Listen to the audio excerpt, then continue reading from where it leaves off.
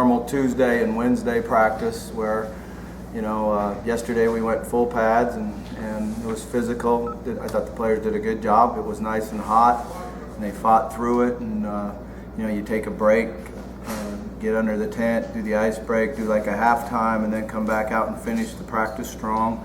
And I thought both days that we did a good job of that, really adjusting and working harder at the end of practice. So I was happy with where we're at.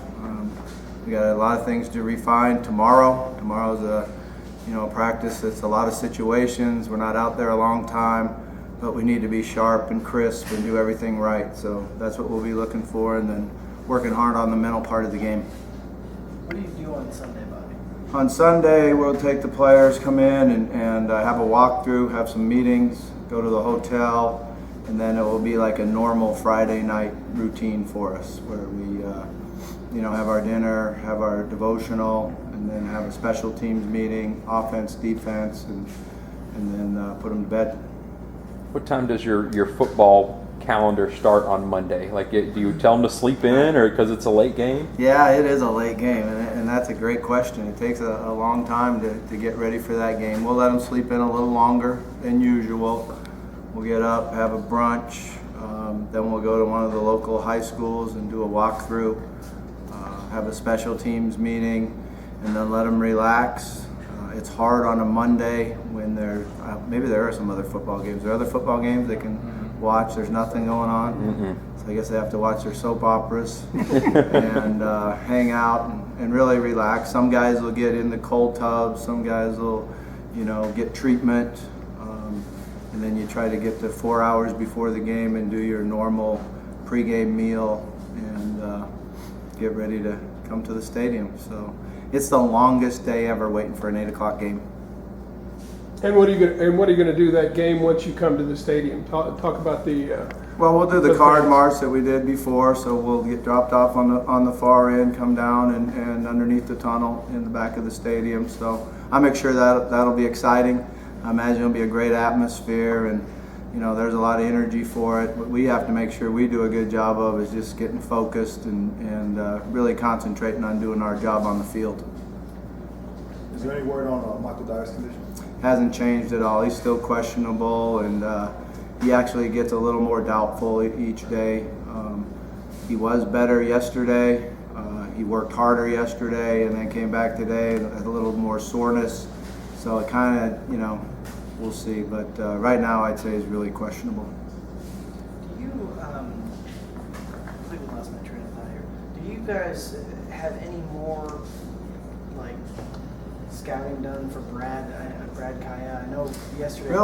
Really, all we really did is watch his high school video. Saw the different things, the different talents that he has, and he's a guy that can really throw the ball, drop back passer, threw a lot of seam routes, threw a lot of outside comebacks and go routes, and he's impressive with his release. He gets his feet set and he has a good quick release. So, but that's really all we know about him is just off his high school tape. Were you aware of him at all when he was in high school? Or I remember when they signed him and wondering who he was then.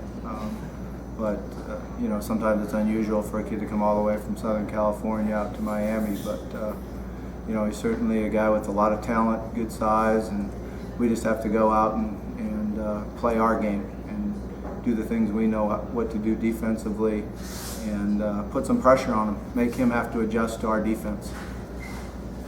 This is probably one of the most anticipated home games probably ever for this program. Do you worry that lead up, that build up may have an effect on the guys, especially with it being a night game on Monday night? I don't think so. I think that's what you look for. That's what you really want, is to be able to play in games like this.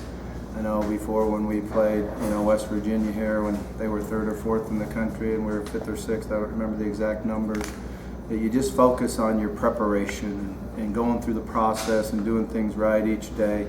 I think we're fortunate that we have a lot of players that are very experienced, have played in big games, have played in BCS bowl games, and I think they've done a really nice job of leading our team.